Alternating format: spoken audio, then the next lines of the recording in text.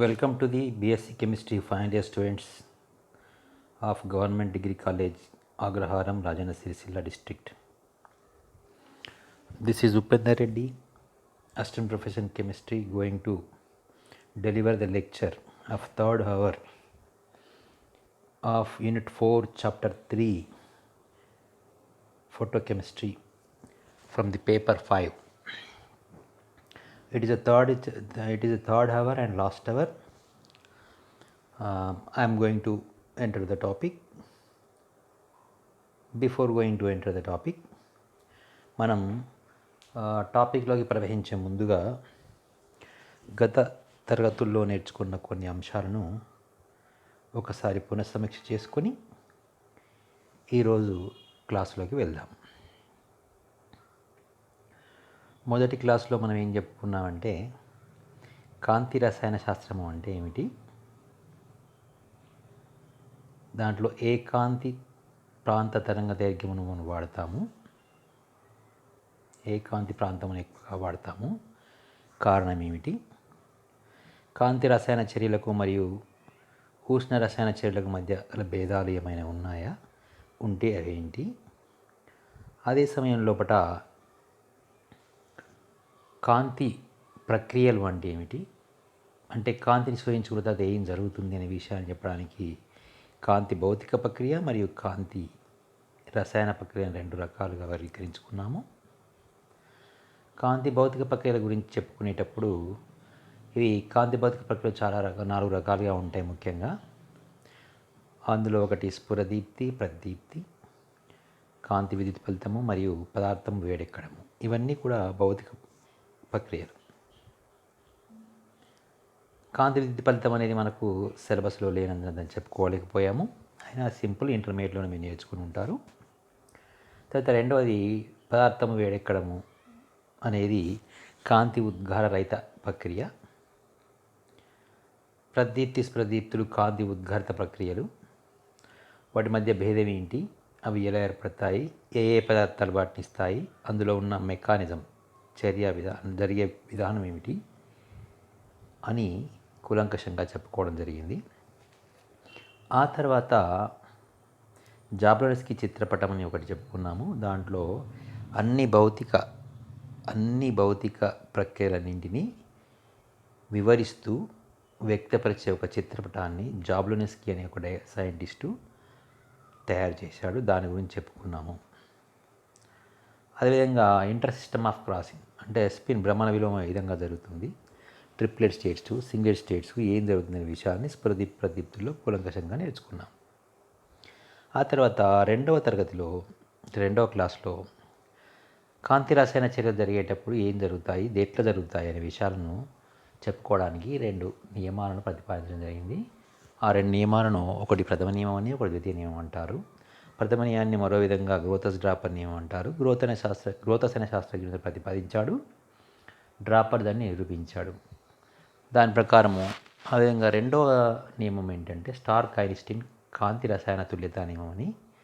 అంటే ఈ రెండు నియమాల ఆధారంగా రసాయన చర్యలు జరుగుతాయని, ఏ చర్యలు కాంతి రసాయన చర్యలు జరుగుతాయని, ఎలా జరుగుతాయో అనే విషయాన్ని చెప్పుకున్నాము. ఆ తర్వాత ఐన్స్టీన్ అంటే ఏమిటి, ఐన్స్టీన్ శక్తిని ఎలా కనుక్కుంటారు, తరంగ దైర్ఘ్యానికి శక్తికి వద్ద సంబంధాలు ఏముంటాయి, సమీకరణాలు ఏముంటాయి, వాటి ఎట్లా లెక్కిస్తాము అని చెప్పుకోవడం జరిగింది. తర్వాత క్వాంటం దక్షత అనగానేమి, అసాధారణ క్వాంటం దక్షత అంటే ఏమిటి, సాధారణంగా క్వాంటం దక్షత అంటే ఏమిటి అంటే ఒక రసాయన చర్యలో పాల్గొన్న అణువుల సంఖ్య డివైడ్ బై శోషించుకున్న క్వాంటాల సంఖ్య ఇది, లేదా ఒక రసాయన చర్యలో పాల్గొన్న మోల్ల సంఖ్య బై శోషించుకున్న ఐన్స్టీన్ల సంఖ్య. ఈ రెండు విషయాలను దాని ప్రకారం మనం ఆలోచించినట్టయితే సెకండ్ నియమం అంటే కాంతి రసాయన శాస్త్ర ద్వితీయ నియమం ప్రకారము ఈ విలువ ఎప్పుడూ ఒకటే ఉండాలనుకున్నాం. కానీ అనేక రసాయన చర్యలకు ఒకటిగా ఉండడం లేదు.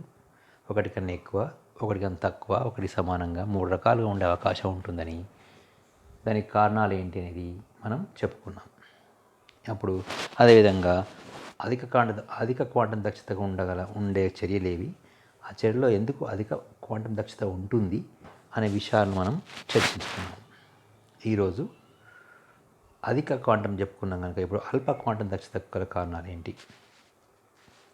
ఇంతకుముందు అధిక క్వాంటం దక్షత గల కారణాలు ఏంటి అనుకున్నప్పుడు H2Cl2 సంకలన చర్య చెప్పుకున్నాము. ఇక్కడ మనం H2Br2 హైడ్రోజన్ బ్రోమిన్ మధ్య సంకలన చర్యను మనం అల్ప క్వాంటం దక్షతకు ఉదాహరణ చెప్పుకుంటాం. ఇప్పుడు స్క్రీన్ పైన మీరు చూస్తూ ఉండండి. సో అల్ప క్వాంటం దక్షతకు ఉదాహరణగా హైడ్రోజన్ మరియు బ్రోమిన్ సంకలన చర్యని గురించి చెప్పుకుంటాం. 5200 యాంగ్స్ట్రామ్ల తరంగదైర్ఘ్యంలో కాంతిని శోధించుకొని హైడ్రోజన్ బ్రోమిన్లు చర్యలో పాల్గొంటాయి. అదే ఇంతకుముందు చెప్పిన చర్యలో అయితే 4000 యాంగ్స్ట్రామ్ల కాంతి తరంగదైర్ఘ్యం వాడుకుంటాయి. ఎందుకంటే క్లోరిన్ బంధ విచ్ఛితికి అధిక శక్తి అవసరం. ఇక్కడ చర్యలో పాల్గొనేది బ్రోమిన్ కనుక బ్రోమిన్ బంధ శక్తి తక్కువ కనుక మనకు అధిక తరంగదైర్ఘ్యము అల్పశక్తి గల కాంతిని శోధించుకొని చర్యలో పాల్గొంటాయి. ఈ చర్యకు క్వాంటం దక్షత మీరు పేర్కొన్నట్టుగా 0.0 అని ఉంటుంది. అంటే 100 క్వాంటాలను శోధించుకొని కేవలం 1 అణువు మాత్రమే చర్యలో పాల్గొంటుంది. లేదా 1,00,000 క్వాంటాలను శోధించుకొని కేవలం 1000 మాత్రమే చర్యలో పాల్గొంటాయి. అంటే 1/100 100 అంటే 1:0.01 మాత్రమే. దీనికి కారణం ఏమిటి అని చెప్పుకుందాం. దానికి కారణం చెప్పుకోవాలంటే మళ్ళీ ఇంతకుముందు చెప్పుకున్న విషయాలని మళ్ళీ చర్చించాలి. ఏంటవి? ప్రాథమిక దశ, గౌణ దశ అని 2 దశలు ఉంటాయి. అంటే ఏ కాంతి రసాయన చర్య అయినా ప్రాథమిక దశలో ఒక దశలో మరియు గౌణ దశలో జరుగుతాయని, కేవలం ప్రాథమిక దశకు మాత్రమే మనకు కాంతి రసాయన శాస్త్ర ద్వితీయ నియమాన్ని వర్తింపజేస్తుందని, ద్వితీయ దశకు మాత్రము ఆ నియమంతో సంబంధం లేదని, ప్రాథమిక దశ ఓన్లీ కాంతి సమక్షంలో జరుగుతుందని, కానీ గౌణ దశ కాంతి ఉన్నా లేకున్నా చీకట్లో కూడా జరుగుతుందని చెప్పుకున్నాం. ఇప్పుడు ప్రాథమిక దశలో చూడండి, కాంతి రసాయన శాస్త్ర ద్వితీయ నియమానుసారముగా 5200 యాంగ్స్ట్రామ్ల కాంతి తరంగదైర్ఘ్యంలోని కాంతి క్వాంటాలను శోధించుకొని బ్రోమిన్ అణువులు సమవిభజన హోమోలైటిక్ క్లీవేజ్ చెంది స్వేచ్ఛా ప్రతిపాదకలుగా అనగా ఫ్రీ రాడికల్గా మారుతాయి. అదే మనం ఈక్వేషన్ చూపించడం జరిగింది చూడండి. ఇక్కడ ఇది శృంఖల ప్రారంభ దశ. అంటే శృంఖలం ఏంటంటున్నాం అంటే ఏ స్వేచ్ఛ ప్రతిపాదక చర్య అయినా కానీ 3 దశల్లో జరుగుతుంది. ఒకటి శృంఖల ప్రారంభ దశ, శృంఖల కంటిన్యూయేషన్ చైన్ ప్రపగేషన్, శృంఖల దశ, ఆ తర్వాత శృంఖల అంతర్దశ అని 3 రకాలు జరుగుతుందని చెప్పుకున్నాం. ఈ విధంగా శృంఖల ప్రారంభ దశలో కేవలం 1 క్వాంటాన్ని తీసుకుని 1 అణువు, 1000 క్వాంటాలు తీసుకుని 1000 అణువులు, 1,00,000 క్వాంటాలు తీసుకుని 1,00,000 అణువులు అంటే 1:1 నిష్పత్తిలో తీసుకొని ఉద్రిక్త స్థితికి చేరుతాయి, చర్యలో పాల్గొంటాయని చెప్పడం లేదు మనం. ఇవి ఇప్పుడు నెక్స్ట్ ఏం జరుగుతుందంటే, ఇక్కడ గౌణ దశకు వచ్చేసరికి గౌణ దశలో ఈ ప్రాథమిక దశలో ఏదైతే ఏర్పడిందో బ్రోమీను ఇక్కడ హైడ్రోజన్తో చేరనుంది, HBr ఏర్పరుస్తూ హైడ్రోజన్ ఫ్రీ రాడికల్ను విడుదల చేస్తుంది. ఈ చర్య ఇలా ఏర్పడే చర్య ఇది -Q అంటే ఉష్ణగ్రాహకము. ఈ చర్య జరిగేటప్పుడు చర్య జరగడానికి శక్తి అవసరం. అప్పుడు ఈ చర్యలో ఏం జరుగుతుందంటే, శక్తిని శోధించుకోవడం వల్ల చుట్టుపక్కల ఉన్న కంటైనర్ చర్య జరిగే మిశ్రమం యొక్క పాత్ర యొక్క చుట్టుపక్కల ఉష్ణోగ్రత పడిపోతుంది. ఎందుకంటే ఇప్పుడు ఈ స్టెప్ 1 జరగడానికి అది శక్తిని గ్రహిస్తుంది. ఇదే ఇంతకుముందు చర్యలో H2+Br ఫ్రీ రాడికల్ +H2లో అది ఉష్ణ మోచక చర్య. అంటే ఇక్కడ +Q ఉంటుంది కనుక ఉష్ణం వెలువడుతుంది. అప్పుడు వెలువడేసరికి ఏమవుతుంది మనకంటే, అప్పుడు చుట్టుపక్కల పదార్థాలన్నీ వేడెక్కుతాయి. ఇక్కడ ఉష్ణం గ్రహిస్తుంది కనుక చుట్టుపక్కల పదార్థాన్ని చల్లబడతాయి. చల్లబడ్డప్పుడు క్రియాజనకాల యొక్క శక్తి మెల్లమెల్లగా క్షీణిస్తుంది. ప్రతి స్టెప్లో శక్తి గ్రహించబడుతుంది, ప్రతి స్టెప్లో శక్తి తగ్గిపోతుంది. క్రియాజనక అణువుల యొక్క శక్తి తగ్గిపోవడం వల్ల వాటికి ఉత్తేజిత శక్తి తగ్గి, కదిలే శక్తి తగ్గి, తాడన శక్తి తగ్గి అవి చర్యలో పాల్గొనకుండా నిస్తేజంగా ఉండిపోయే అవకాశం ఉంటుంది. ఫలితంగా ఫ్రీ రాడికల్ సంఖ్య అంటే ఈ విధంగా ఫ్రీ రాడికల్స్ ఏర్పడడం అనేది తగ్గిపోతూ ఉంటుంది క్రమక్రమంగా. అప్పుడు చర్యా వేగాన్ని పెంచాలంటే మనము క్వాంటాలను అధికంగా పంపిస్తూ ఉండాలి. అలా అధికంగా పంపించినప్పుడు బ్రోమిన్లు అధికంగా ఏర్పడతాయి. ఏర్పడి ఈ దశలో జరిగేటప్పుడు అప్పుడు శక్తిని పొందుతాయి కనుక కొన్ని శక్తిని పొంది బయట శక్తిని పొంది ఉత్పన్నాలుగా మారి మిగతా అన్ని తిరిగి మళ్ళీ బ్రోమిన్గా మారిపోతాయి. కనుక ఇక్కడ చదవండి, ఇది ఉష్ణగ్రాహక చర్య. ఇది ఏర్పడినప్పుడు శక్తిని గ్రహించడం వలన చర్య మిశ్రమంలోని క్రియాజనక శక్తి తగ్గిపోవును. ఫలితంగా చర్యలో ఏర్పడే ఉత్పన్నాల సంఖ్య మరియు హైడ్రోజన్ ఫ్లోరైడ్ ప్రతిపాద సంఖ్య తగ్గిపోవును. కనుక తదుపరి శంకర చర్య మందగించును. అంటే స్టెప్ 1 ఈజ్ మోస్ట్ ఇంపార్టెంట్. ద్వితీయ దశలోని మొదటి దశ ఇక్కడ ఉష్ణగ్రాహకం కావడం వల్ల మనకి ప్రాబ్లం వచ్చింది. కనుక ఇక్కడ మనకు శక్తి వెలువడుతుంది, తక్కువ వెలువడుతుంది. కనుక 1:1 ఒక క్వాంటం సూచించుకుంటుంది. 100 క్వాంటాలు సూచించుకుంటాయి కానీ ఒకటే అణువు చర్యలో పాల్గొంటుంది. అదేవిధంగా ఇక్కడ ఇంకో ఏం చెప్పుకున్నాం, ప్రాథమిక దశలో కాంతి రసాయన శాస్త్ర ద్వితీయ నియమ ప్రకారం జరిగినప్పటికీ, అంటే ఒక క్వాంటం సూచించుకొని ఒక్కొక్క బ్రోమీను అణువు ఉద్దిక్తి చెందినప్పటికీ ద్వితీయ దశలోని మొదటి చర్య ఉష్ణగ్రాహక చర్య కావడం వలన ఏర్పడిన అన్ని బ్రోమిన్ ఫ్రీ రాడికల్లు హైడ్రోజన్తో చర్యను పొందవు. తిరిగి నీ శక్తి కోల్పోయి బ్రోమిన్ అణువులుగా మారుతాయి. ఫలితంగా చర్యలో పాల్గొన్న అణువుల సంఖ్య కన్నా శోషించుకున్న క్వాంటాల సంఖ్య అధికమయ్యి క్వాంటం దక్షత 1 కన్నా తక్కువగా ఉంటుంది. ఇదే విధంగా రెండో ఉదాహరణ చెప్పుకోవచ్చు. సిలబస్లో లేదు, అయినప్పటికీ నేను చిన్నగా దాని గురించి వివరించుకుందాము. అమ్మోనియా కాంతి విఘటన చర్య. అంటే అమ్మోనియా వాయువుపై మనం అమ్మోనియా వాయువుని తీసుకుని దానిపై కాంతి పంపిస్తే అది నైట్రోజన్ హైడ్రోజన్గా విడిపోతుంది. ఈ చర్యలో పాయింట్ 2 అనగా ఒక అణువు 2 క్వాంటాలను తీసుకొని ఒక అణువు చర్యలో పాల్గొంటుంది 2:1 నిష్పత్తిలో. దానికి కారణం ఏంటంటే ప్రాథమిక దశలో ఒకటే క్వాంటా తీసుకుంటుంది, ఒకటే అణువు NH2 free radical H free radical అవుతుంది. కానీ ద్వితీయ దశలో అది NH2H కలిసి NH3 అవుతుంది, మళ్ళీ HH కలిపి H2 అవుతుంది. అంటే ప్రాథమిక దశలో ఏర్పడిన ఉత్పన్న తిరిగి క్రియాజనకాలు మారడం వల్ల క్వాంటం దశ తక్కువ ఉంటుంది. అంటే మనకు ఉత్పన్నాలు రావడం లేదు. ఉత్పన్నం అంటే ఏం కావాలి, నైట్రోజన్ రావాలి. మనకు ఉత్పన్నం అంటే ఏం కావాలి, ఇది నైట్రోజన్ రావాలి. నైట్రోజన్ రాకుండా మళ్ళీ అమ్మోనియా ఏర్పడే అవకాశం ఉంటుంది. కనుక ఇందులో మనకు క్వాంటం దక్షత అధికంగా ఉండబోదు. ఇది రెండవది. ఇప్పుడు తదుపరి మనం ఏం చెప్తున్నామంటే కొన్ని రసాయన చర్యలు, కాంతి రసాయన చర్యలు వాళ్ళ క్వాంటం ప్రకృతి ఏ విధంగా ఉందో చూద్దాం. ఫస్ట్ వాయు ప్రవాస్థలో HI+ అంటే హైడ్రోజన్ అయోడైడ్ వాయు ప్రవాస్థలో H2O2గా విడిపోయినప్పుడు దీనికి కావాల్సిన తరంగ దైర్ఘ్యం 2070-2080 మధ్య తీసుకుంటుంది. క్వాంటం ప్రాప్తి 2. అదేవిధంగా HBr-H2Br2 చర్యలో ఇందులో కూడా 2. అదే H2Cl2 H2SClలో 10⁴. అమ్మోనియా విఘటన చర్యలో 0.2. ద్రవ ప్రవాస్థలో జరిగే చర్యల్లో మ్యాలిక్ ఆమ్లం ఫెమిలిక్ ఆమ్లం కావాలంటే 0.04 అంటే 1/25 అంటే 25 క్వాంటం తీసుకొని ఒక్క అణువు సదృశీకరణం చెందుతుంది. H2O2 అంటే హైడ్రోజన్ పెరాక్సైడ్ నీరుగా విడిపోయే దాంట్లో 3100 ఆంగస్ట్రాముల కాంతి అవసరము. అది 7 అంటే ఒక క్వాంటం తీసుకొని 7 హైడ్రోజన్ పెరాక్సైడ్ అణువులు విఘటన చెందుతాయి. కానీ క్లోరోఎస్టిక్ యాసిడ్ అంటే దీన్ని క్లోరోఎస్టిక్ యాసిడ్ అంటాము. ఇది హైడ్రాక్సీ ప్రొపనోయిక్ యాసిడ్ కావడానికి 2530 ఆంగస్ట్రాముల కాంతి అవసరము.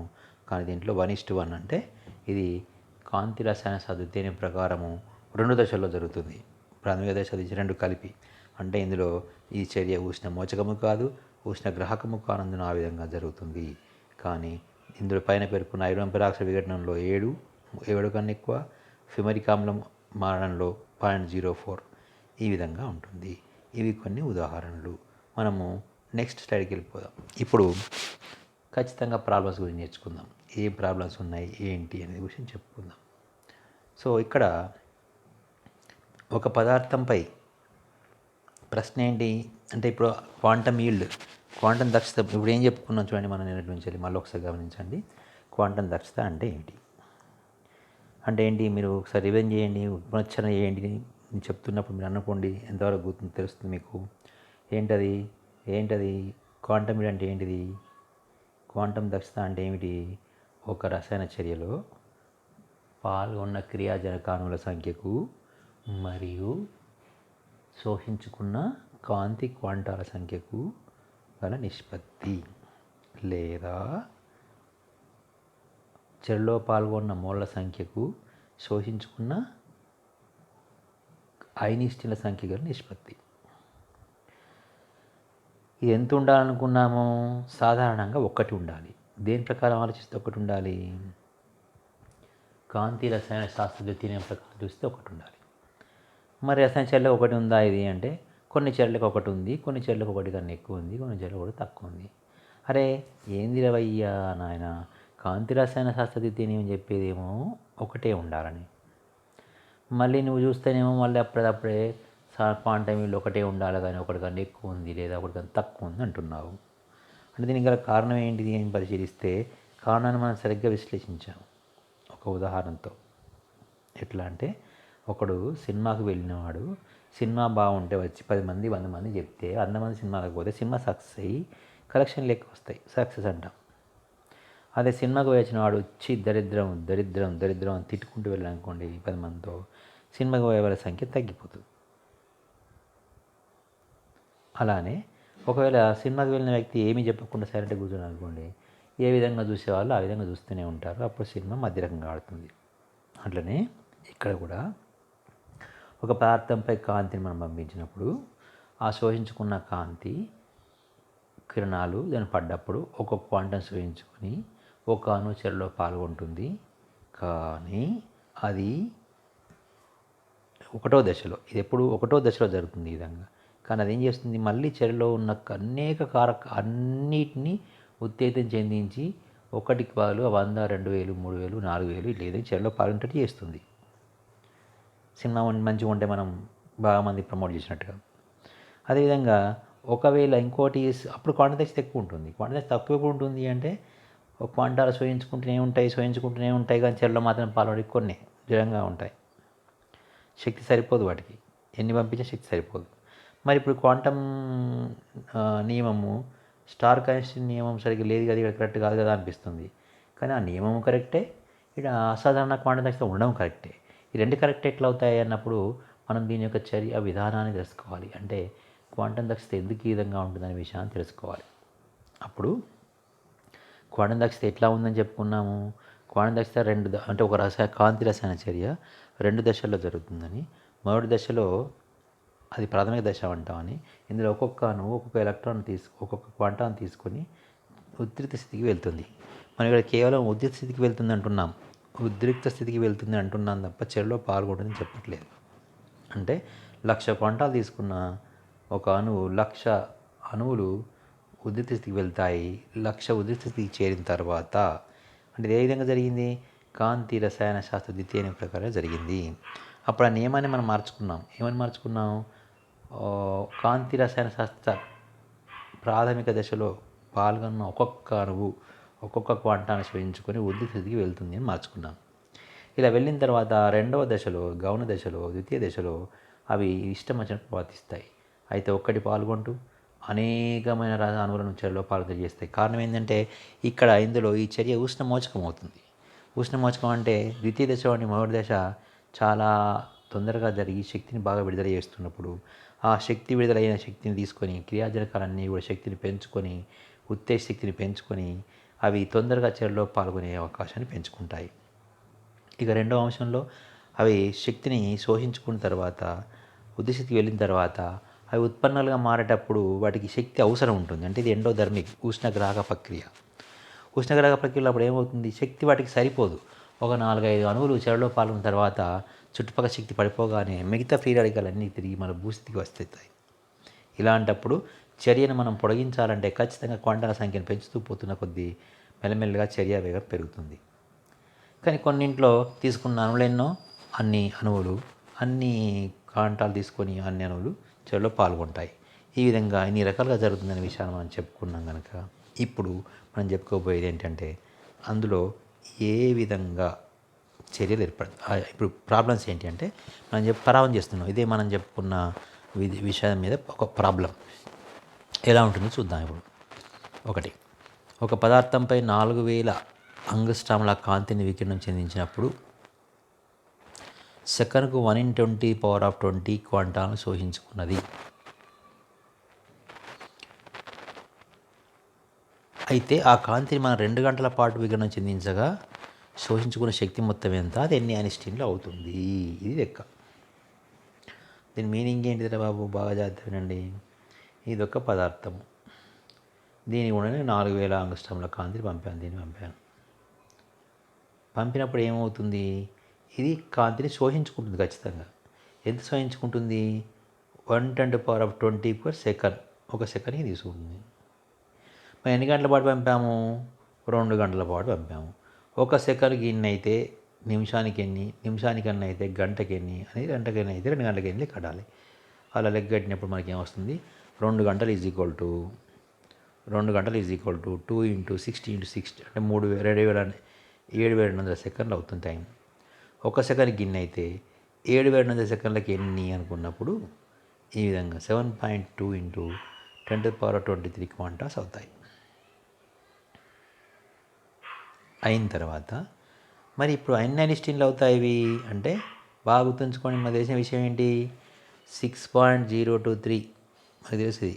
అవగాడ్రో సంఖ్య ఒక మోలు × 10⁻23 అయితే ఏమవుతుంది, ఇది 1 మోలు క్వాంటాలు అవుతాయి. అంటే ఇది ఒక ఐన్స్టీన్కి సమానం. మరి మనం తీసుకునే 7.2 అంటే ఏమైందనమాట, ఈ నిష్పత్తి తీసుకుంటే ఏమొస్తుంది మనకు, 1.195 వచ్చింది. అంటే దాదాపుగా 1.195 అంటే 1.2 ఆల్మోస్ట్ 1.2 క్వాంటాల ఐన్స్టీన్ల విలువ.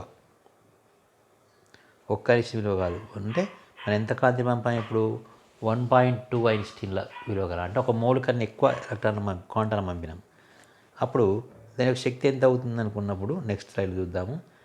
శోషుకున్న శక్తిని ఎట్లా లెక్కిస్తారంటే, 4000 ఆంగ్స్ట్రామ్ల కాంతి తరంగ దైర్ఘ్యం ఎట్లా కనుక్కున్నాం మనం పోయిన క్లాస్ చెప్పుకున్నాం. 2.86/4 × 10⁻5 కిలో క్యాలరీస్ వచ్చింది.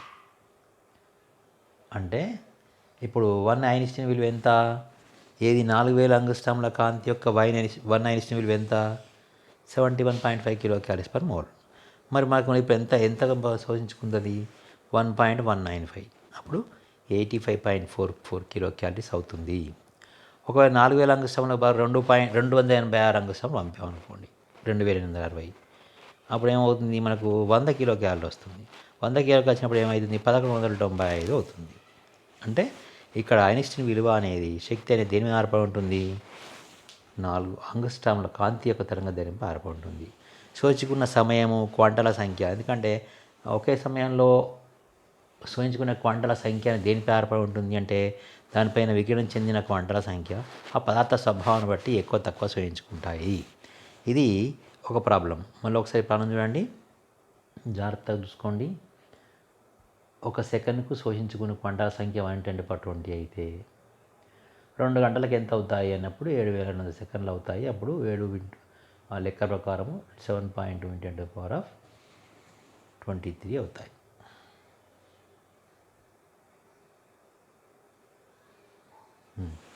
ఇక్కడ మనకు చిన్న ప్రాబ్లం వచ్చింది. ఇక్కడ ఇది ఉండకూడదు, ఈ 23 ఉండకూడదు. ఎందుకంటే 23 రాకూడదు, అక్కడ ఖాళీ, ఓన్లీ కేవలం తప్పు వచ్చింది. ఇది లేదు, గుర్తుంచుకోండి. 7.10⁻20 అవుతుంది. ఇది లేదు, ఇది క్యాన్సల్ ఇక్కడ. తర్వాత ఆయన నుంచి మళ్ళీ మనం మోల్లోకి ఐన్స్టీన్లోకి మార్చుకున్నప్పుడు 1 ఐన్స్టీన్ విలువ ఎంత అంటే, 1 ఐన్స్టీన్కి క్వాంటం సంఖ్యలు 6.0×10⁻23 క్వాంటం అవుతాయి. ఇప్పుడు క్వాంటాల సంఖ్యను అవగాహన చేస్తే మనకు 1.195 వస్తుంది. దాని నుంచి మనం శక్తిని ఇట్లా లెక్కిస్తాం. శక్తి 4000 ఆంగ్స్ట్రామ్లు అనుకోండి, 4000 ఆంగ్స్ట్రామ్లు అంటే 71.5 ఇట్లా అవుతుంది. 2000 ఆంగ్స్ట్రామ్లు అయితే ఇంకో విధంగా వస్తుంది, 143 వస్తుంది. 10,000 ఆంగ్స్ట్రామ్లు అయితే 28.6 వస్తుంది. ఈ విధంగా దాని నుంచి విధంగా కనుక్కోవచ్చు. ఇది ఒకటి. తర్వాత చాలా ఇంట్రెస్టింగ్ క్వాంటం దక్షత ఎట్లా కనుక్కుంటాం అనే విషయం చూడండి. ఇప్పుడు దాదాపుగా మనకు ప్రాబ్లమ్స్ రాకపోవచ్చు ఎగ్జామినేషన్లో, కానీ నా వంతు బాధ్యతగా నేను చెప్పాలి. ఇది 3 క్లాసుల పీరియడే. ఇందులోకి వెళ్ళి నాకు తెలిసినంత వరకు ప్రదీప్తులలో తేడా బాగా తొందరగా వస్తుంది. ఎగ్జామినేషన్ ఎప్పుడు వస్తుంది, S2CL2 చర్య లేదా S2BR2 చర్య క్వాంటం దక్షత అనగానేమి అది కోణ దక్షతకు ఉదాహరణ ఇవ్వండి, లేదా కోణ దక్షత అనగానేమి అల్పకాండ దక్షతకు ఉదాహరణ ఇవ్వండి, లేదా షార్ట్ క్వశ్చన్ లోపల ఫోటోకెమిస్ట్రీ లా ఆఫ్ ఫోటోకెమిస్ట్రీ అంటే కాంతి రసాయన శాస్త్ర నియమాలను తెలపండి. ఇట్లా అడిగే అవకాశం ఉంటుంది. ప్రాబ్లమ్స్ అడిగే అవకాశం తక్కువ, కానీ నాలాంటి వాడు ఎవడో పేపర్ ఇస్తే ఖచ్చితంగా అడుగుతారు కనుక మీరు నేర్చుకోవాల్సిన అవసరం ఉంటుంది, నేర్చుకోక తప్పదు. సో ఇప్పుడు ఇక్కడ ఒక పదార్థము 0.2 మైక్రాన్లు తరంగ దైర్ఘ్యం పంపించాం ఒక పదార్థంపై నుంచి. అప్పుడు అది 57.2 కిలోకాల శక్తిని సూచించుకొని కేవలం అరమౌలు పదార్థం మాత్రం చర్యలో పాల్గొంది. చూడండి, ఇప్పుడు మనకు అరమోలు అని తెలిసిపోయింది. క్వాంటం దక్షత తెలవాలంటే ఏం కావాలి? ఎన్ని మోళ్ళు పాల్గొన్నాయి, ఎంత ఐన్స్టీన్ సూచించుకుంది. ఇది సూత్రం. కింద ఉంది చూడండి సూత్రము. చర్యలో పాల్గొన్న మూల సంఖ్యపై ఐన్స్టీన్ సంఖ్య. ఇప్పుడు మూల సంఖ్య వాడే ఇచ్చాడు అక్కడ, అంటే వాడంటే నేనే ఇచ్చాను అక్కడ. ఎంత? 0.5 మోళ్ళు. అంటే ఇప్పుడు న్యూమరేటర్ లవం ఇక్కడ ఎంత అంటే 0.5 వేసేసాను. అది ఈజీగా మనకు డేటా నుంచి దత్తాంశం నుంచి తెలిసిపోతుంది. కానీ ఇప్పుడు ఐన్స్టీన్ల సంఖ్య ఎంత, ఇది కావాలి. అంటే 0.25 మైక్రాన్ల తరంగ దైర్ఘ్యం తీసుకుపోయినప్పుడు అది ఎన్ని అంగుస్ట్రాములు అవుతుంది? అంగుస్ట్రాములు ఎందుకు అవుతుందంటే అంగుస్ట్రాములో మనం చెప్పిన సమీకరణంలో అంగుస్ట్రాములో ప్రవేశపెట్టాలి కనుక మనం స్టార్టింగ్ నుంచి చెప్తున్నాం. నేను చెప్పిన చదువులో 2.86/λ అన్న కాడ లాంబ్డా ఖచ్చితంగా ఏమి ఉండాలి? అంగుస్ట్రాముల్లో ఉండాలని చెప్పుకున్నాం. ఇప్పుడు అంగుస్ట్రాములకు వచ్చేసరికి ఏమైంది? ఇక్కడ మీకు 2000 అంగుస్ట్రాములు చేస్తే మనకు 143 కిలోకాలరీలు అవుతుంది. 143 కిలోకాలరీలు అవుతుంది. సారీ, ఏమవుతుంది? 143 కిలోకాలరీలు అవుతుంది. 143 కిలో అంటే 143 క్యాలరీస్ 1 ఐన్స్టీన్ అయితే మరి శోధించుకున్న కాంతి శక్తి అంటే 57.2a. మనం పంపిస్తే అంటే ఒక అవగాడ్రో సంఖ్యలో ఉన్న క్వాంటాలు దాని మీద విఘటన చెందితే శోషించుకునే శక్తి 57.2 అయితే 143 కిలో క్యాలరీ అయితే మనం అది శోషించుకునేది ఎంత? ఇప్పుడు 57.2a అంటే ఏంటన్నమాట? అది వికిరణ కాంతిలోకి వెళ్ళి సగం మాత్రమే శోషించుకుంది పదార్థం, అంటే 57.2 అయింది. ఇప్పుడు 57.2/143 చేస్తే 0.4 వస్తుంది. 0.4 క్వాంటా ఐన్స్టీన్ సంఖ్య అంటే మోల్ల సంఖ్య 0.5, ఐన్స్టీన్ సంఖ్య 0.4. అంటే ఐన్స్టీన్ సంఖ్య ఎట్లా వచ్చింది ఇప్పుడు అంటే 143 కిలో క్యాలరీ అయితే ఒకటే ఐన్స్టీన్, కానీ ఇప్పుడు తీసుకున్నది 57.2. అంటే ఒకవేళ ఇప్పుడు గమనించండి, ఇక్కడ 57.2 కాకుండా 143 అనుకోండి, ఇప్పుడు ఇది 1 ఐన్స్టీన్ అయిపోతుండే. అప్పుడు ఏమవుతుంది? 0.5/1 0.5 అవుతుండే. 0.4 ఎందుకు అయింది? 57.2 డబల్ చేస్తే 2.5 అవుతుంది. అది అంటే ఇది డివైడ్ చేస్తే 2.5, 1/2.5 అంటే 0.4. కనుక ఈ సూత్ర ప్రకారం మనం ఏం చేయొచ్చు అంటే ఈ విధంగా అనుకుంటే 1.25 వస్తుంది. ఇది ముఖ్యమైన లెక్క. అంటే మళ్ళీ ఒకసారి చెప్తున్నాను, ఏం చేయాలి? ఇది ఎట్లా కట్టాలి? ఫస్ట్ ఐన్స్టీన్ ఇవ్వకపోతే ఏం చేయాలి? ఐన్స్టీన్ లెక్క కట్టాలి. ఎట్లా కడతారు ఐన్స్టీను? ఏదైనా ఒక తరంగ దైర్ఘ్యమును మనం హారంలో వేసి ఈ విధంగా హారంలో వేసి కనుక్కుంటే వస్తుంది. తరంగ దైర్ఘ్యం ఏది ఇచ్చినా 0.2 మైక్రాన్స్ ఇచ్చినా 500 nm అని ఇచ్చినా ఎట్లా ఇచ్చినా ఇంతకుముందు అవి ఎట్లా చేయాలో ఇంతకుముందు క్లాస్లో చెప్పుకున్నాం. ఇప్పుడు ఏమవుతుంది? ఇక్కడ మనకు ఇదంతా అయిన తర్వాత కనుక్కున్న తర్వాత 143 వచ్చింది. 143 అంటే 0.2 మైక్రాన్ యొక్క శక్తికి 143 కిలో క్యాలరీ ఐన్స్టీన్ వాల్యూ. మరి శోధించుకున్నది ఎంత? 143 కాదు కదా, 57.2a.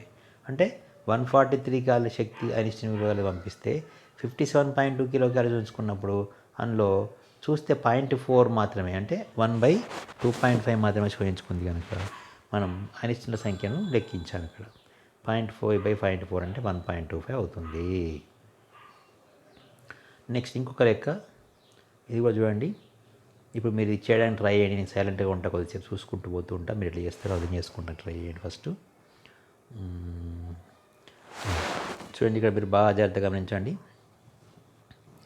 400 యాంగ్స్ట్రామ్ల కాంతిని ఒక పదార్థం కూడా పంపించినప్పుడు 1 జౌలు శోషిత కాంతికి 4 × 10⁸ అణువులు చర్యలో పాల్గొంటున్నాయి.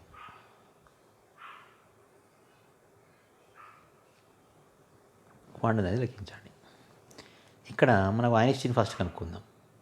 మీకు ఇంతకుముందు చెప్పినట్టు ఐన్స్టీన్ కనుక్కుంటే ఏం చేయాలి? Einstein is equal 2.86 by lambda in 10⁵ kilo calories. Lambda విలువ అక్కడ అంగుస్టాంలో ఇచ్చాక అట్లే తీసుకొచ్చి పెట్టేయాలి. ఇచ్చి 4000 అంగుస్టాంలు కనుక డైరెక్ట్గా 4000 అంగుస్టాంలు వచ్చి పెట్టేసాము. లెక్కేస్తే 71.5 కిలో క్యాలరీ వచ్చింది. అంటే ఒక్క ఐన్స్టీన్ విలువ 71.5 కిలో క్యాలరీస్. కానీ మనకి ఇక్కడ అడిగింది ఏంది? 1 జౌలు శోషిత కాంతికి అన్నాడు ఇక్కడ. అంటే మనకి కిలో క్యాలరీ ఉంది. దాన్ని ఏం చేయాలి? జౌల్లోకి మార్చాలి. ఎట్లా మార్చాలి జౌల్లోకి? 71.5 × 10³ × 4.2 అంటే కిలో క్యాలరీని క్యాలరీకి మార్చినప్పుడు 10,000తో గుణించాలి. తర్వాత జౌలకు మార్చినప్పుడు 4.2తో గుణించాలి. చేస్తే ఏమైంది? 3 × 10⁵ వచ్చింది. అంటే 3 × 10⁵ ఈజ్ ఈక్వల్ టు ఒక్క Einstein. 71.5 kilo calorie is equal to ఒక్క ఐన్స్టీన్ అయితే జౌలలో అది ఎంత వచ్చింది? 3.3 × 10⁵ జౌల్ వచ్చింది. అది ఒక ఐన్స్టీన్. మరి ఒక్క జౌల్ ఈజ్ ఈక్వల్ టు ఎంత? ఎందుకంటే అక్కడ తీసుకునేది 1 జౌలు శోషిత కాంతి అని రాసి ఉంటుంది ఇక్కడ. 1 జౌలు శోషిత కాంతికి ఇన్ని అణువులు చెడులో పాల్గొన్నాయి. అంటే 1 జౌలు అంటే ఎన్ని అణువులు పాల్గొన్నాయి? 4.2. అంటే మనకి ఏం చేయాలి? న్యూమరేటర్ ఏమవుతుంది?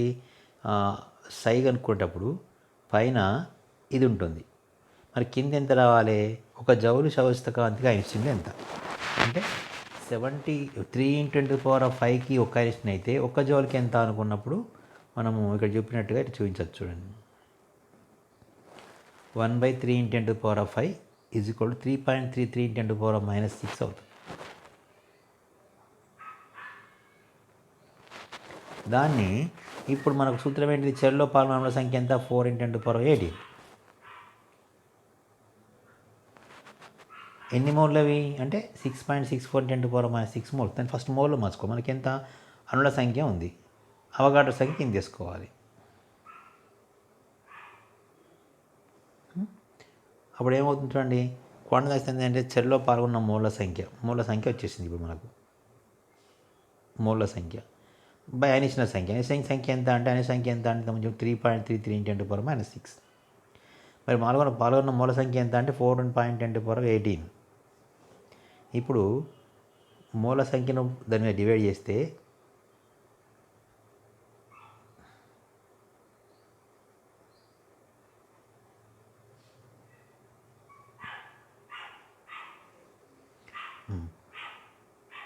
(4.10⁸) డివైడ్ బై అవగాహన మూల సంఖ్య వేసేసాం. అంటే ఎట్లా వేసాం ఇక్కడ చూడండి బాగా జాగ్రత్తగా. ఇక్కడ 3.3 ఐన్స్టీన్ వాల్యూ వచ్చింది. ఈ ఐన్స్టీన్ వాల్యూ తీసుకొచ్చి ఇక్కడ 4. ఇది తీసుకొచ్చి ఏం చేయాలి? దీన్ని ఇక్కడ వేయాలి. వేస్తే ఆన్సర్ వచ్చేస్తుంది. సో ఇది రెండవ ప్రశ్న. తర్వాత లాస్ట్ క్వశ్చన్ ఏంటంటే 5000 అంగుస్ట్రాముల తరంగదైర్ఘ్యాల కాంతిని ఒక పదార్థం గుండా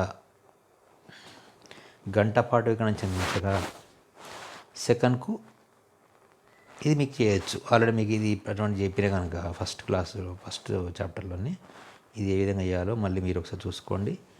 ఇది ఇంతకు ముందే మీకు 0.2 మైక్రాన్ చెప్పినప్పుడు జరిగింది కనుక సేమ్ అదే స్టెప్ కనుక అట్నే ఉంటుంది కనుక దీన్ని మీరు ఒకసారి చూసుకొని చేసుకోవచ్చు ఎలా ఉంటుంది అనేది. సో ఇక్కడ తప్పనిసరి పరిస్థితుల్లో మీరు ఈ ప్రాబ్లం నేర్చుకునే ప్రయత్నం చేయాలి. ఇందులో ఇంతకుముందు చెప్పిన ప్రాబ్లంలో ఇక్కడ చిన్న తప్పు ఉంది కనుక ఈ తప్పు మనం సరిదిద్దుకుందాం ఇప్పుడు ఇట్లా అనేది. ఇక్కడ ఎట్లా తప్పు ఉంది అంటే గమనిద్దాం. ఇప్పుడు ఇది ఎన్ని ఐన్స్టీన్ సంఖ్య అంటే 3 × 10⁶. మరి మోళ్ళ సంఖ్య అంత అంటే ఏం చేయాలంటే అణువుల సంఖ్య బై అవగాడ్రో సంఖ్య వేస్తే ఇక్కడ మోళ్ళ సంఖ్య వస్తుంది. మోళ్ళ సంఖ్య ఏది పదార్థమైన మోళ్ళని వచ్చిన తర్వాత నెక్స్ట్ ఏం చేస్తామంటే ఇన్ని మోళ్ళు వచ్చినాయి అంటే మోళ్ళ సంఖ్య బై ఐన్స్టీన్ సంఖ్య. ఐన్స్టీన్ సంఖ్య ఎంత అంటే 3.33 × 10⁻⁶. ఇది కింద ఐన్స్టీన్లు ఇది. నెక్స్ట్ చాలా మోళ్ళ సంఖ్య కావాలి. అణువుల సంఖ్య అవసరం లేదు. మనకు అణువుల సంఖ్య ఎంత అంటే ఇంత, మూల సంఖ్య ఎంత అంటే ఇంత. అంటే ఏం చేయాలి, 6.64 × 10⁻6 6.66 అనుకుందాం, × 10⁻6 -6 మ్యాథ్స్ కొట్టితే = 2 వస్తుంది ఆన్సర్. ఇక్కడ క్వాంటం దక్షత 2. ఇలా మళ్ళీ ఒకసారి చెప్పుకొద్దాం. 3 × 10⁻, చూడండి, 3 × 10⁵ ఒక్క ఐన్స్టీన్ అయితే ఒక జౌల్కి ఎంత తీసుకోవాలి. మరి ఇక్కడ మనం ఇక్కడ ప్రశ్నలో ఏముంది చూడండి, ప్రశ్నలో ఒక జౌలు శోషిత కాంతికి 4 × 10⁸ అణువులు చర్యలో పాల్గొంటున్నాయి. తీసుకున్నది ఒక జౌలు శోషిత కాంతి. కానీ ఎన్ని జౌళ్ళ కాంతి శక్తిని ఇది ఇవ్వగలుగుతుంది అంటే దాని శక్తి కాంతి ఎంత అంటే 3 × 10⁵. 3 × 10⁵ కాంతి శక్తిని పంపిస్తే అందుకెళ్ళి ఒక్క జౌలు కాంతి శోషించుకొని ఇన్ని అణువులు పాల్గొంటున్నాయి. అంటే మనకి ఏం కావాలి, అణువుల సంఖ్య, క్వాంటాల సంఖ్య కావాలంటే ఏం చేయాలి, ఇప్పుడు క్వాంటాల సంఖ్య కావాలంటే ఏం చేయాలంటే 3 × 10⁵ అవగాడ్రో అయితే ఒక జౌలికి ఏంటి అని కనుక్కోవాలి. నేను 2 రకాలు చేయొచ్చు దీన్ని. ఇప్పుడు ఒక రకంగానేమో కొంచెం జాగ్రత్త ఆలోచించండి దీన్ని. ఒక రకంగానేమో ఫస్ట్ మెథడ్ ఏంటంటే ఈ విలువ ఇప్పుడు ఈ విలువ ఏంటన్నమాట, ఈ విలువ ఏంటి అంటే ఐన్స్టీన్ సంఖ్య. ఒక జౌలుకు ఎన్ని క్వాంటాలు, ఒక జౌలుకు వచ్చే ఐన్స్టీన్ సంఖ్య, ఒక జౌలుకు ఉన్న ఐన్స్టీన్ సంఖ్య. మరి అప్పుడు ఏం చేయాలి, మనం ఐన్స్టీన్ సంఖ్య చెప్పేటప్పుడు కింద ఐన్స్టీన్ సంఖ్య వేస్తే మీద మోళ్ళు వేయాలి. కానీ మనకి ఇచ్చింది ఏంటిది, మోళ్ళు కాదు. ఏవి ఇచ్చారు అక్కడ మనకు, అణువులు ఇచ్చారు. అంటే అణువులను మనం మోల్లోకి మార్చుకోవాలి. కనుక అట్లా మార్చుకోవాలంటే ఏం చేయాలి, అణువుల సంఖ్యపై అవగాడ్రో వేస్తే మోళ్ళు వస్తాయి. అంటే ఇక్కడ ఇది తప్పు అనమాట. ఇది మోళ్ళ సంఖ్య రావాలి. వచ్చేసింది. మోళ్ళ సంఖ్య ఎంత వచ్చింది అంటే మనకు మోళ్ళ సంఖ్య ఇది వచ్చింది, ఇంత వచ్చింది. మరి ఇది ఇంత. ఇది మా ఐన్స్టీన్ల సంఖ్య, ఇదేమో మోళ్ళ సంఖ్య. మోళ్ళు బై ఐన్స్టీన్ ఎంత అంటే ఇది కొట్టుపోతే 6.66/3.33 ఇది క్వాంటం దక్షత. ఇట్లా కాకుండా ఇంకో విధంగా అనుకునే అవకాశం కూడా ఉంది. ఎందుకంటే రెండింటి, ఇది అణువుల సంఖ్య తెలుసు కనుక 1 ఐన్స్టీన్కి అంటే 3 × 10⁵ అవగాడ్రో సంఖ్య క్వాంటాలు అయితే ఇంతకెంత ఎన్ని క్వాంటాలు అని చెప్పి క్వాంటాల కింద తీసుకోవచ్చు. ఈ విధంగా అయినా ఆ విధంగా చేయొచ్చు. దాన్ని మీరు గమనించి మార్చుకోండి. ఇప్పుడు ఇది ఎట్లా చేయాలో కూడా చెప్పడం జరిగింది ఇంతకుముందు. సో ఇప్పుడు నెక్స్ట్ తర్వాత మనకు అవుట్ ఆఫ్ ద సిలబస్ అయినప్పటికీ మీకు దీంట్లో ఇవ్వడం జరుగుతుంది. రసాయన ఉద్దీపనము అంటాం, కెమిలూమినెసెన్స్, అలాగే బయోల్యూమినెసెన్స్ అని 2 వర్డ్స్. ఇవి ఇంట్రెస్టింగ్ ఉంటాయి. అంటే ఒక పదార్థంలో రసాయన చర్య జరగడం వల్ల కాంతి ఉత్పన్నం చెందే విధానమును కెమిలూమినెసెన్స్ అంటారు, రసాయన ఉద్దీపనం.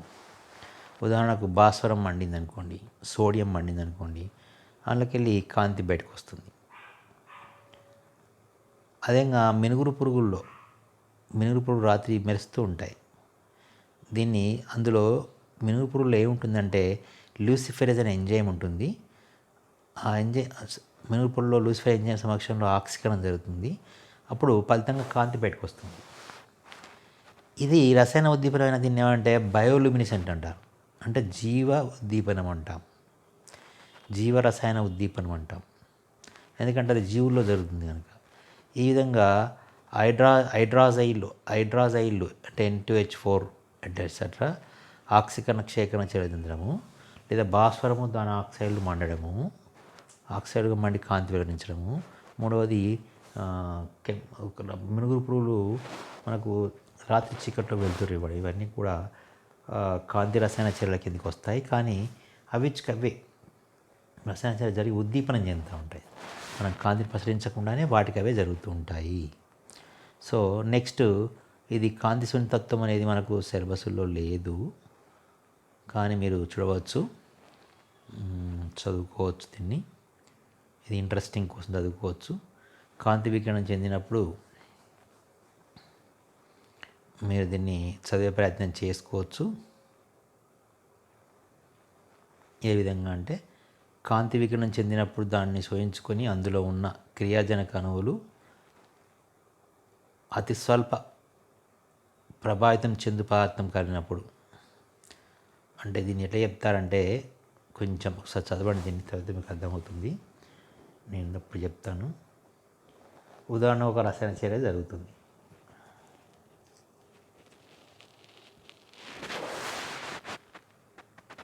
ఒక రసాయన చర్యలో పాల్గొనే క్రియాజనకాలు వాటికవి ఎంతకు కాంతి పంపిస్తే ఎంతకు చర్యలో పాల్గొనట్లేదు.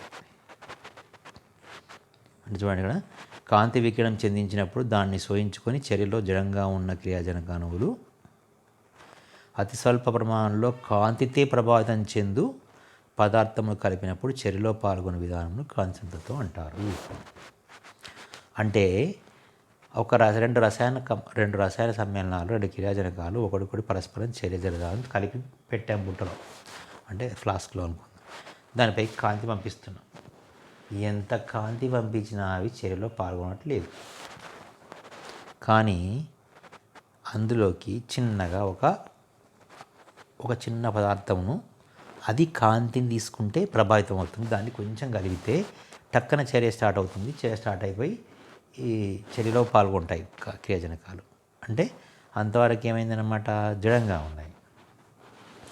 దానికి ఏం కలిపాం మనం, చిన్నగా ఒక కాంతి చేత సెన్సిటివ్ ఉండేదాన్ని పంపగానే ఏమైందనమాట, ఆ చర్యలో పాల్గొన్నాయి. దీనికి ఉదాహరణ చెప్తా. క్లాస్ రూమ్లో ఉన్న పిల్లలందరూ చదువుకోవట్లేదు. చదువు అంటే పుస్తకాలు పక్క పడేసి ముచ్చట పెడుతున్నారు. అప్పుడు సార్ ఏం చేశాడు, సార్ లేడు. సారు వస్తున్నాడని తెలిసినేమో చదువుతలేరు. కానీ వాళ్ళకి సార్ ఉన్నా కానీ కూర్చున్నట్టే కూర్చుంటుండ్రు, సార్ అక్క ఉన్నాడు చదువుతున్నట్టే చదువుతుండ్రు, కానీ నిజంగా చదువుతారు వాళ్ళు మైండ్లో. ఇదంతా ఏంది, పిల్లల్ని ఇక్కడ కూర్చున్నా చదువుకోమన్నా పుస్తకాలు ముందర పెట్టుకుంటున్నారు, సైలెంట్గా కూర్చుంటూ చదువుతారు అనిపించి నేనేం చేశానంటే, మీరు ఎవరైతే బాగా చదువుతారో వాళ్ళకి మంచి గిఫ్ట్ ఇస్తాను అనుకోండి, ఏదో ఉత్సాహం చేశాను అనుకోండి. నేను మీకు ఇప్పుడు చెరులో మీ చదువు నేను చదువుతలేను, కానీ నేను ఏం చేస్తున్నాను, మీరు చదివేటట్టుగా చేయడానికి ఒక చిన్నగా మీకు నేను ప్రభావితం చేశాను అనుకోండి. అప్పుడు ఏమైంది, మీరు చదివారనుకోండి, ఏం జరిగినట్టు ఇక్కడ. అలానే ఒక రసాయన చర్యలో ఉదాహరణ కార్బన్ డైఆక్సైడ్ను ఆక్సిజన్ తీసుకుందాం. కార్బన్ డైఆక్సైడ్ ఏమో వాతావరణంలో ఉంటుంది, నీరు. కార్బన్ డైఆక్సైడ్ ఏమో వాతావరణంలో ఉంటుంది, నీరేమో భూమిలో ఉంటుంది. ఈ చెట్లు ఏం చేస్తాయంటే భూమి నుంచి నీరును గుంజుకుంటాయి, వాతావరణంలో ఆక్సిజన్ గుంజుకుంటాయి. ఆకుపచ్చని మొక్కల్లో, చెట్లలో, పత్రహరిత ఉన్న చెట్లలో అవి పిండి పాత్రలు తయారవుతాయి. దీన్ని కిరణజన్య సమయక్రియ అంటాం. అయితే ఈ కిరణజన్య సమయక్రియలో ఏం జరుగుతుందంటే, నిజానికి కాంతి లేకపోతే, లైట్ లేకపోతే, సూర్యకాంతి లేకపోతే అందులో నీరు తీసుకుంటుంది, కార్బన్ డైఆక్సైడ్ తీసుకుంటుంది, కానీ అవి పిండి పదార్థంగా మారవు, ఆకులు పెరగవు, పంటలు పండవు. అంటే ఖచ్చితంగా సూర్యకాంతి అవసరం. సూర్యకాంతి ఉన్నంత మాత్రమే చర్యలు జరుగుతాయంటే జరగవు. సూర్యకాంతి పడ్డ పత్తి చెట్లలో పదార్థం తయారు కాదు. ఎందుకంటే అందులో క్లోరోఫిల్ ఉండాలి. పచ్చని మొక్కల్లో మాత్రమే, పత్రహరితం ఉన్న మొక్కల్లో మాత్రమే మనకు ఉత్పన్నం తయారవుతుంది. అంటే ఇక్కడ పచ్చని మొక్కల్లో పత్రహరితం ఉంటే ఏం జరుగుతుందంటే దాన్ని క్లోరోఫిల్ అంటాము. ఇప్పుడు క్లోరోఫిల్ లేకుండా ఉంటే కార్బన్ డైఆక్సైడ్ కార్బన్ డైఆక్సైడ్ నీళ్ళు అసలు చర్యలో పాల్గొనవు, జడంగా ఉంటాయి.